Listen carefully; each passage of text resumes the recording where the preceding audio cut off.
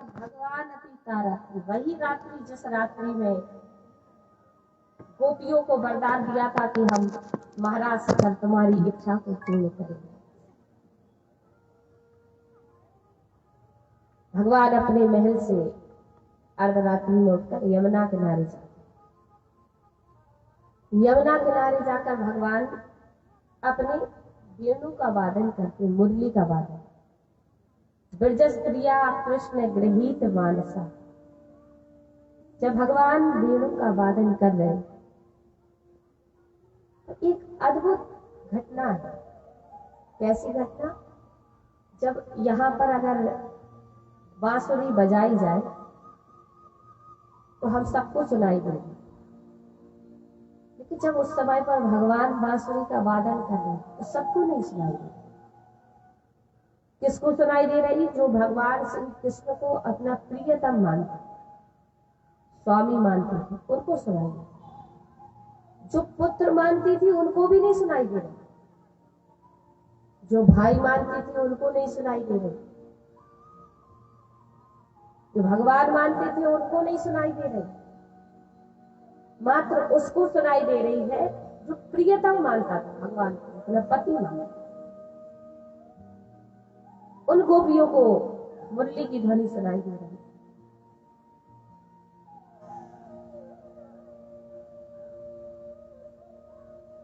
अर्धरात्रि में वेणु का वादन हो, गोपियां अपने अपने घरों में अलग अलग क्रियाओं में व्यस्त है। कोई गाय का दूध निकाल रही है, दुग्ध निकाल रही, कोई अपने अपने संतान को दूध पान करा रही, कोई पति की सेवा कर रही, किसी का पति खेतों से कार्य करके लौटा है तो भोजन करा रही। सबकी स्थिति अलग अलग है, लेकिन भगवान ने बांसुरी बजाई, किसी को नहीं सुनाई दी, मात्र जो प्रियतम है उनको सुनाई दी है। जब बांसुरी बजी तो गोपियों का मन, बुद्धि, चित्त, आत्मा सब कुछ कृष्ण की ओर बढ़ने लगे। सब कुछ कृष्ण की ओर भागते हैं। देखो, क्योंकि यह बहुत अच्छी बात है। जैसे जो पहले कथाओं में आता था कि पतिव्रता नारी है, तो वो उस समय पर क्या करती थी? जब तक हम एक के प्रति समर्पित कब तक नहीं हो सकते।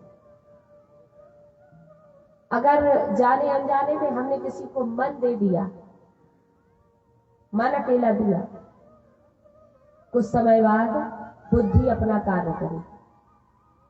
तो तूने मन तो दे दिया, पर ऐसा ऐसा सोचा, विचार किया। और अगर हमने किसी को अपनी बुद्धि दे दी तो मन कहेगा बुद्धि तो तूने दे दी, पर उसके पास तेरा मन नहीं लगता। बुद्धि अकेली दोगे तो भी काम बनने वाला है, और मन दोगे तो भी काम बनने वाला। एक के प्रति व्यक्ति तभी समर्पित हो सकता है तब मन, बुद्धि, चित्त और आत्मा का समर्पण जब तक उसके समक्ष ना हो जाए। तो गोपियों ने अपने शरीर के, देह के अंदर विद्यमान कोई भी ऐसा गुण नहीं रहने दिया जो भगवान कृष्ण को समर्पित ना किया हो। मन भी सौंप दिया, बुद्धि भी सौंप दी, चित्त भी, सब कुछ कृष्ण की ओर भाग रहा। अपने अपने कार्यों को छोड़ने लगी, वो भागने लगी। हर रात्रि में पतियों ने देखा कि कहाँ भाग रही है, रात्रि में कहाँ जा रही है। या भगवान ने अपनी माया से उस रात्रि को 6 माह का कर दिया। इतनी बड़ी लीला है तो रात्रि भी तो बढ़नी चाहिए। और जो हरि विमुख है वो निद्रा में, उनको पता ही नहीं चल रहा कि क्या लीला चल रही है, सब विश्राम कर रहे। और जो जो गोपियां भागने का प्रयत्न करें, वहीं से उनके पतियों ने उनको रोक लिया, पकड़ लिया। बोले कहाँ जा रही है अर्धरात्रि? अब पत्नी ये भी ना बता सके, गोपी ये भी ना कह सके कि कृष्ण से मिलने जा रहे हैं। अगर ये कह दिया कि कन्हैया से मिलने जा रहे हैं तो लांछन लगाएंगे, तो अब क्या कहेंगे? अब ना तो ये कह सके कि कहाँ जा रहे हैं, ना ये बता सके कि किस कार्य के लिए जा रहे हैं।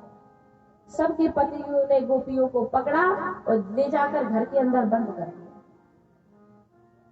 अब देखो, जैसे ही बंद किया तो यात्रा यहाँ थक गई, रुक गई। भगवान बेड़ू बजाए जा रहे, भगवान की बेड़ू बजना बंद नहीं हुई, मुरली थमी नहीं, वो बज रही है। और गोपियां कैद हो गई, यात्रा थमी। जब यात्रा थमी तो गोपियां अपने अपने घरों के अंदर कैद। अब गोपियां विरह में व्याकुल, विरह में तड़प व्याकुल रहे। जो जैसी परिस्थिति में थी, जो जैसी दशा में थी, उसी परिस्थिति, उसी अवस्था दशा में सारी गोपियां अपने अपने घरों के अंदर विराजमान हो गई, बैठ जाती। उसी अवस्था में नेत्र बंद करके, हम भी कई बार ऐसा ही करते हैं, या हम ध्यान मग्न हो जाए, या हमारा मन कहीं और चला जाए, या कुछ किसी और बात का स्मरण हो जाए, तो या तो हम शांत पड़ जाते हैं, और या हमारे नेत्र बंद हो जाते हैं, और नेत्रों से हमारा मन बुद्धि सब कुछ वही पहुंच जाता है, मात्र शरीर रह जाता है। गोपियों ने जब ध्यान लगाया तो शरीर तो घरों के अंदर है। कभी कभार हम अपने ससुराल में हो और कोई कष्ट हो जाए, कोई बात चुभ जाए हृदय को, तो हम ससुराल में बैठे तो है, विराजमान तो है, देह से तो है, पर मन बुद्धि सब मायके पहुंच जाती है। माँ की याद आ जाती है, अरे अपने घर में होते तो ऐसा ऐसा होता है। शरीर यहाँ है ससुराल में, और मन बुद्धि चित्त है हजारों किलोमीटर दूर माँ के समक्ष। तो गोपियों के साथ ऐसी परिस्थिति घटी, घरों के अंदर कैद है और मन पहुंच रहा है भगवान श्री कृष्ण की ओर।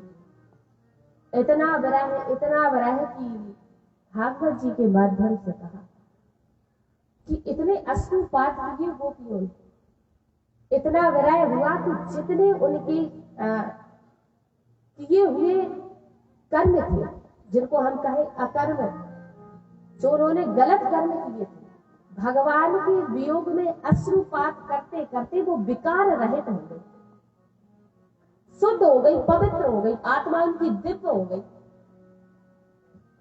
कारण कि जिस भगवान को हम प्राप्त कर रहे हैं वो दिव्य स्वरूप है, दिव्य स्वरूप। कैसे? जैसे मान लीजिए भगवान है दूध और हम है छाछ, खटाई। अब अगर खटाई दूध से मिलने जाएगी तो दूध फट जाएगा, दूध ही दूध में मिल सकता है। तो क्या भगवान दिव्य है, पवित्र है, पावन पुनीत है, और हम अशुद्ध अपवित्र हैं। तो गोपियों ने इतना विरह में व्याकुल होकर इतने अश्रुपात किए, इतने अश्रुपात किए कि जितने भी उनके विकार थे, जितने भी बिगड़े हुए कर्म थे, जो भी प्रारब्ध में भी जो बिगड़ा था, सब उनके अश्रुओं से सारे बुरे कर्म धुल जाते, पवित्र हो जाते। विरह हम किसी के प्रति अपराध करते, वो चार आंसू बहा के कह दे तो भैया हमको क्षमा कर दो, तो हमें हमारे अपराध से माफी मिल जाती है। तो या भगवान सारी गोपियों के किए हुए कर्मों से उनको मुक्ति प्रदान करते। अब जैसे मुक्ति प्रदान करते अद्भुत चमत्कार है। कैसा चमत्कार कि जो गोपियां भगवान का ध्यान लगा रही थी, गोपियों का वो ध्यान भगवान की ओर जा रहा है, शरीर घरों में, ध्यान भगवान की ओर जा रहा है। देखो, अगर हमें भगवान का होना है तो एक बात विशेष ध्यान, कहीं भी हो, किसी भी अवस्था में हो, कुछ भी कर रहे हो, भगवान की यात्रा हम कहीं से भी आरंभ कर सकते, कहीं से भी। गोपियां विरह की परिस्थिति में अश्रुपात कर रही, ना कोई मंदिर है, ना कोई अवसर है, फिर भी मार्ग प्रशस्त कर लिया। तो कहा, अगर आपकी श्रद्धा सच्ची है, समर्पण सच्चा है, ध्यान के माध्यम से भी आप भगवान को प्राप्त। तो आज गोपियां उसी अवस्था में चली जा रही। अद्भुत चमत्कार कि जो ध्यान मात्र से भगवान की ओर गई, भगवान ने अपनी माया से सारी गोपियों को एक दिव्य स्वरूप प्रदान कर दिया, दिव्य देह प्रदान कर दिया। कैसे? जैसे जब कुरुक्षेत्र की भूमि में अर्जुन ने भगवान श्री कृष्ण से कहा कि हम आपके दिव्य स्वरूप को देखना चाहते हैं, निहारना चाहते हैं, दर्शन करना चाहते हैं। तो भगवान ने कहा हमारे दिव्य स्वरूप को देखने के लिए दिव्य दृष्टि चाहिए, क्योंकि जिस प्रकार का व्यक्ति है उससे मिलने के लिए हमें भी अपना उसी प्रकार का आचरण बनाना पड़ता है। भगवान ने अर्जुन को दिव्य दृष्टि प्रदान करी, उसी प्रकार आज गोपियों को भी भगवान ने दिव्य देह प्रदान करी। उस दिव्य देह से गोपियां भगवान से मिलने लगी। आत्मा को भगवान देह प्रदान कर रहे हैं, ध्यान को भगवान देह प्रदान कर रहे हैं।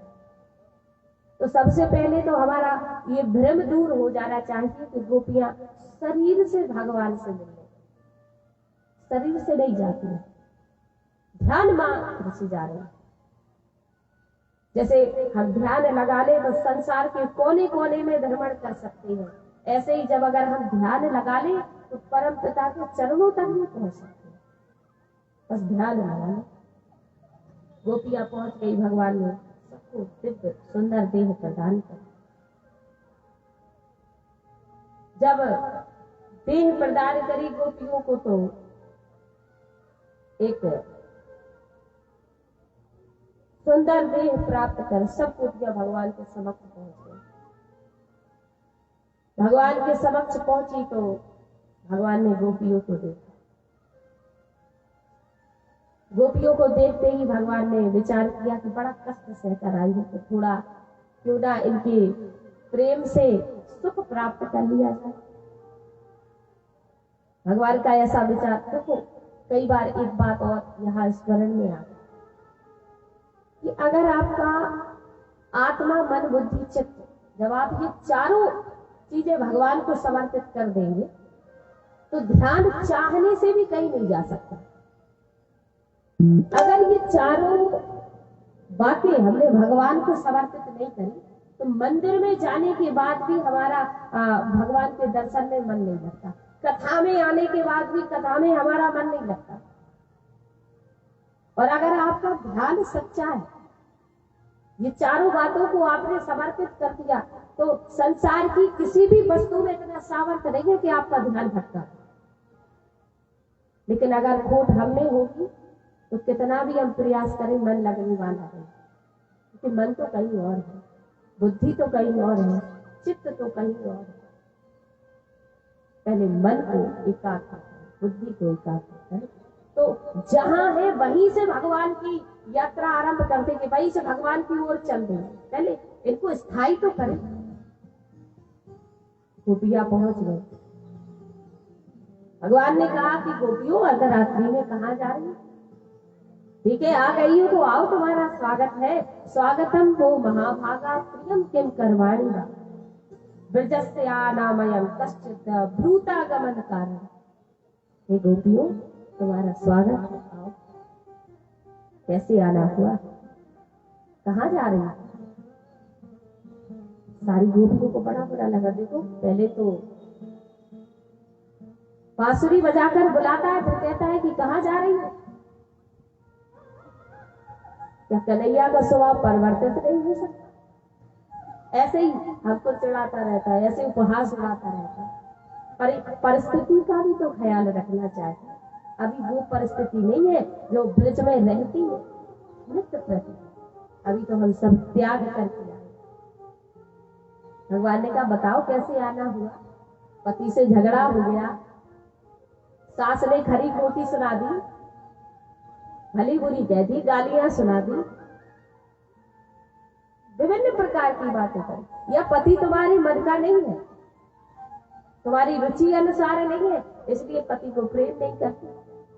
देखो गोपियों, सास कैसी भी हो, पति कैसा भी हो, अंधा लंगड़ा लूला, स्त्री का कर्तव्य है कि सच्ची श्रद्धा से अपने पति के चरणों की सेवा करें, उसी से मोक्ष प्राप्त होगा।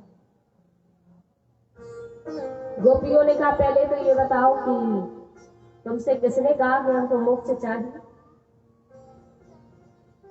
पति के चरणों की सेवा तो वो करे जिसको मोक्ष की प्राप्ति करनी है, हमें मोक्ष चाहिए ही नहीं।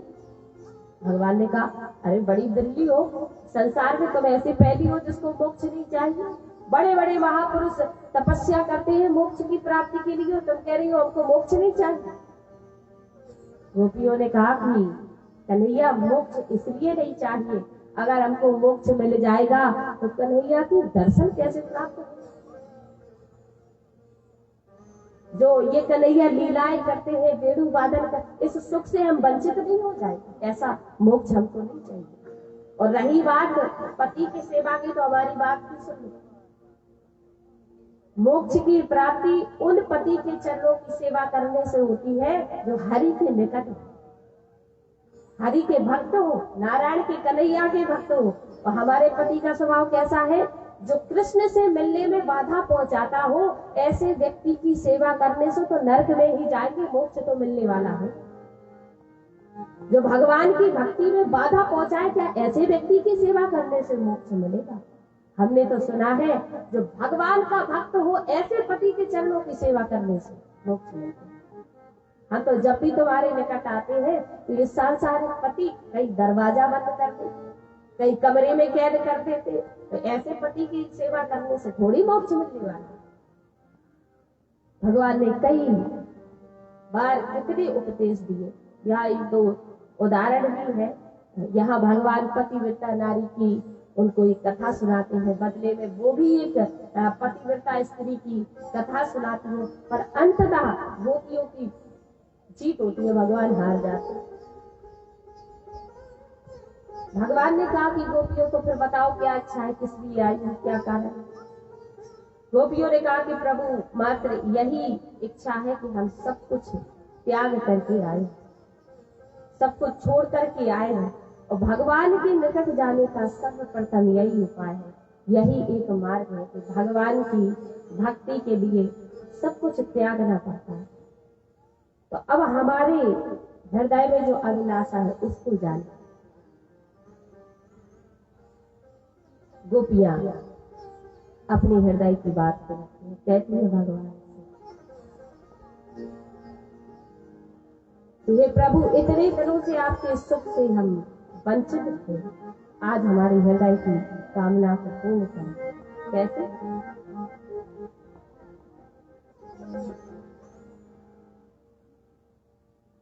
पास तो कुछ बता,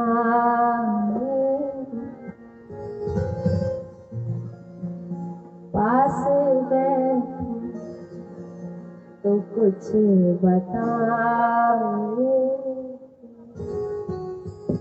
प्रभु से कह रही है कि कन्हैया आज अवसर प्राप्त हुआ, हमारे निकट बैठो, हमारे हृदय की वेदना को तो सुनो, विरह को सुनो कि हम इतने व्याकुल क्यों है, क्यों भागी भागी चली आई।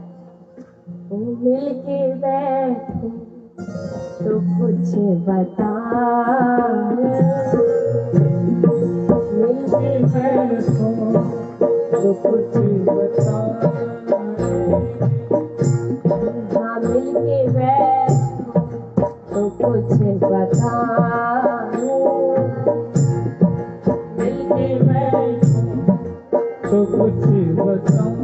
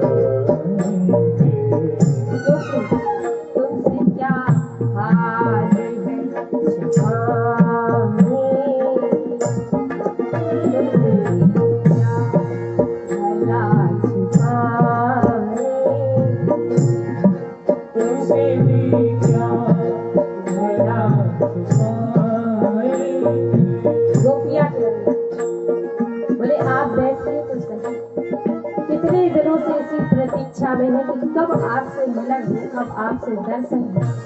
बोले संसार को बहुत सुना दिया नाथ, सुना सुना कर थक गए, बहुत उम्मीद रखी पर ये संसार किसी की उम्मीदों को पूरा करने वाला नहीं है। तुमसे भी क्या भला छुपाए, तुमसे भी क्या भला छुपाए,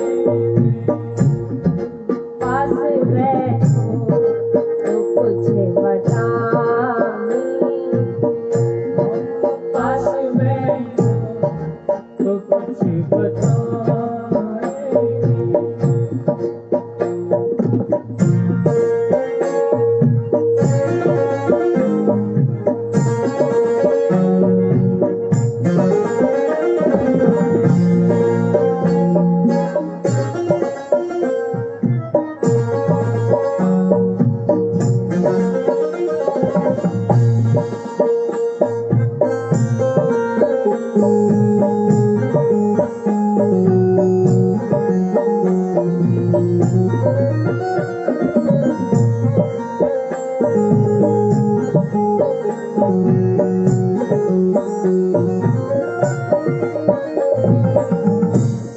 गोपियां कह रहे हैं कि हे प्रभु, इतना भटके, दर दर गए पर जीवन का कष्ट से निवृत्ति प्राप्त नहीं हुई, हृदय को शांति नहीं, ऐसी अशांति है, असंतुष्टि है। तुम भी सुनोगे तो क्या होगा? गोपी कह रही है, सुन के रोने लगोगे ऐ गिरिधर, सुन के रोने लगोगे ऐ गिरिधर, सुन के रोने लगोगे ऐ गिरिधर, सुन के रोने लगोगे ऐ गिरिधर, हाले अपना जो हम बताएं, हाले अपना जो हम बताएं, हाले अपना जो हम बताएं, हाले अपना जो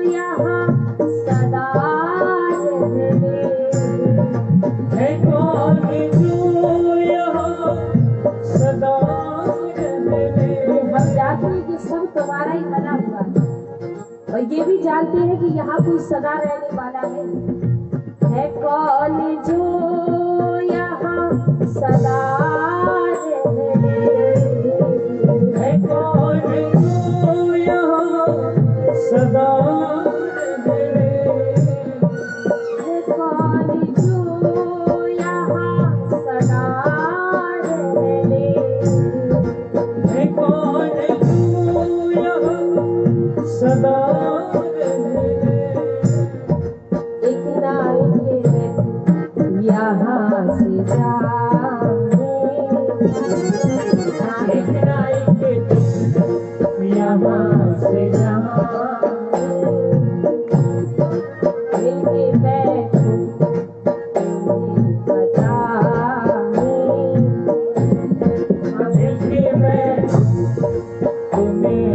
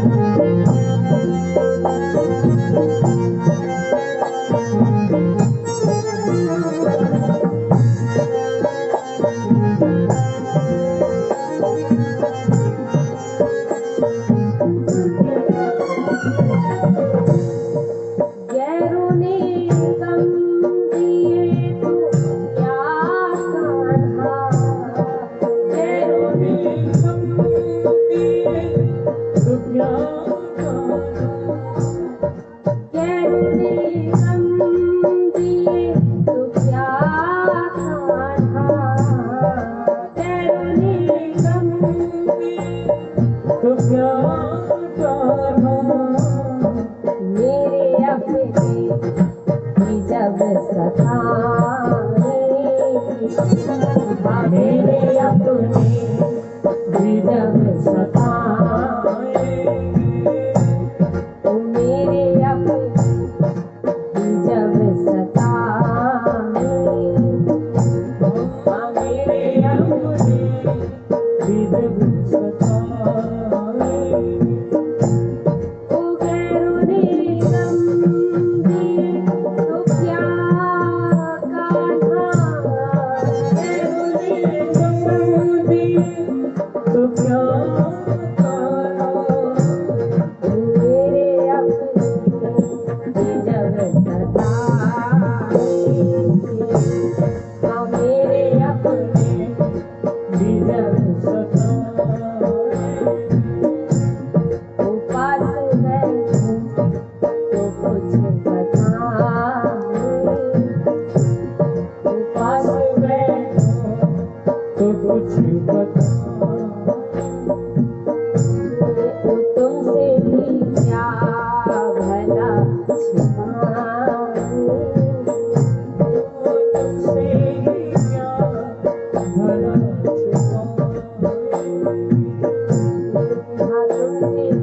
क्या भला छिपाए, तुमसे भी क्या भला छिपाए, हाँ तुमसे भी क्या भला छिपाए, तुमसे भी क्या भला पास बैठो तो कुछ बता,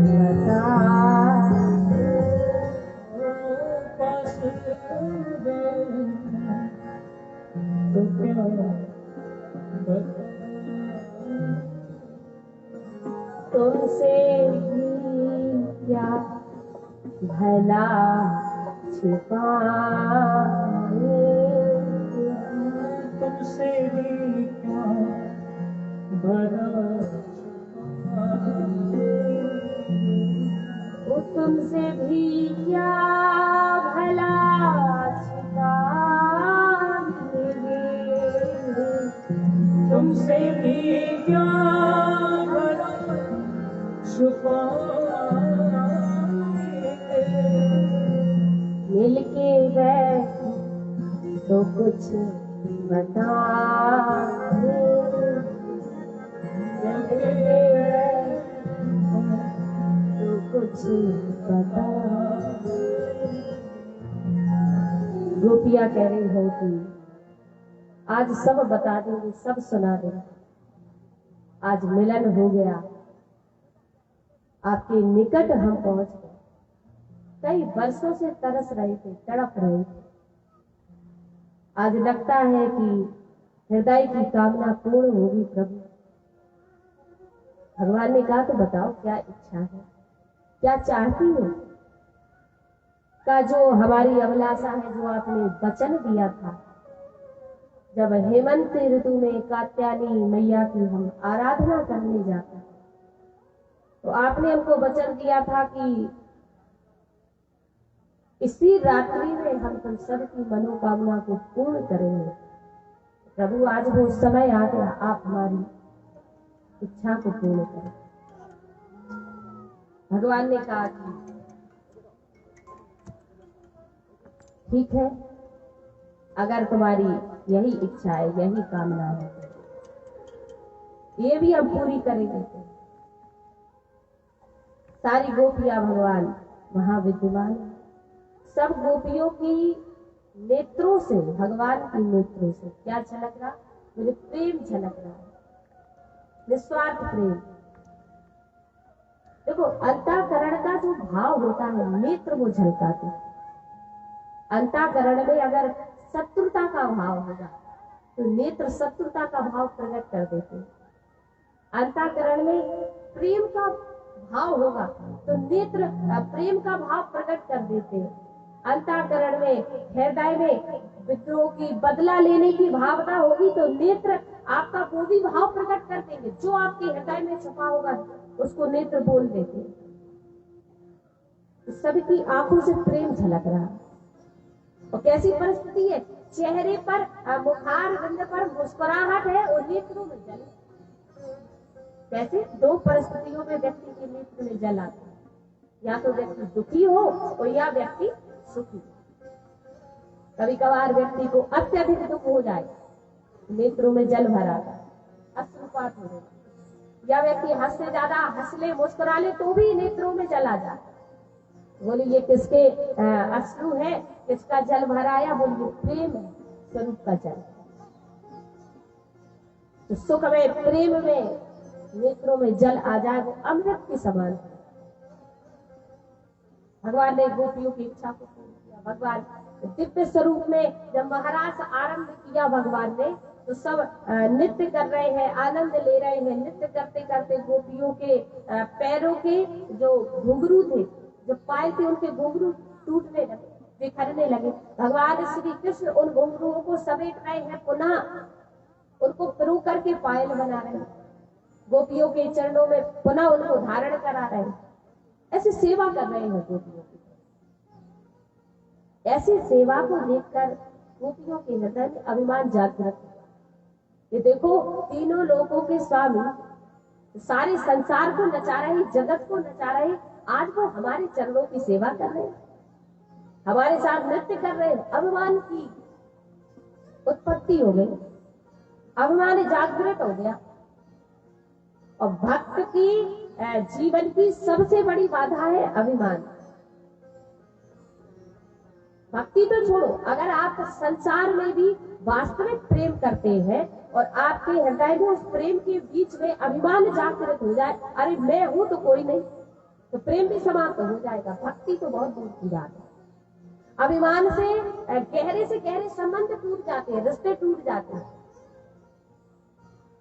दो लोगों के बीच में दूरियां बढ़ जाती हैं अगर अभिमान है। तो भक्ति की सबसे बड़ी बाधा है अभिमान। पहले उसका त्याग करना पड़ेगा। भगवान सारी गोपियों को उसी पल छोड़ करके वहां से अंतर्ध्यान हो गए। बोले जब तक ये अभिमान का त्याग नहीं कर देती, जब तक हमारी प्राप्ति नहीं करती। भगवान जब गोपियों को छोड़कर गए तो सारी गोपियों ने देखा कि भगवान को कहीं नजर भी नहीं आ रहा, कहाँ चले गए। जिनके लिए हम सब कुछ त्याग करके आई हैं, सबको छोड़ करके आई है, वो हमको त्याग करके चले गए। माता पिता पुत्र पति सब कुछ त्याग दिया, फिर भी श्याम सुंदर हमको छोड़ करके चले गए। हा नाथ परम हितकारी, कहाँ गए स्वच्छंद बिहारी। चरण कमल दासी है तेरी, कृपा सिंधु बीजे सुधे। गोपियां भगवान श्री कृष्ण श्याम सुंदर को पुकारे, पर कहीं दृष्टि नहीं पड़ रही, कहीं नजर नहीं आ रही। हम भी कभी कभार जब अत्यधिक भक्ति में प्रवेश कर जाए, चरम सीमा पर जाने लगे, तो हमको भी हृदय में इच्छा जागृत होने लगती है कि प्रभु अब बस दर्शन हो जाए। इतने दिन हो गए भक्ति करते करते, दर्शन की अभिलाषा जागृत होने लगती है। तो गोपियों के हृदय में दर्शन की अभिलाषा है, और पर भगवान मिल नहीं रहे, पूछ रही, पत्तों से पूछती है, लताओं से पूछती है, भटक रही है, सारे वन में विचरण करे। कहा कि गोपियां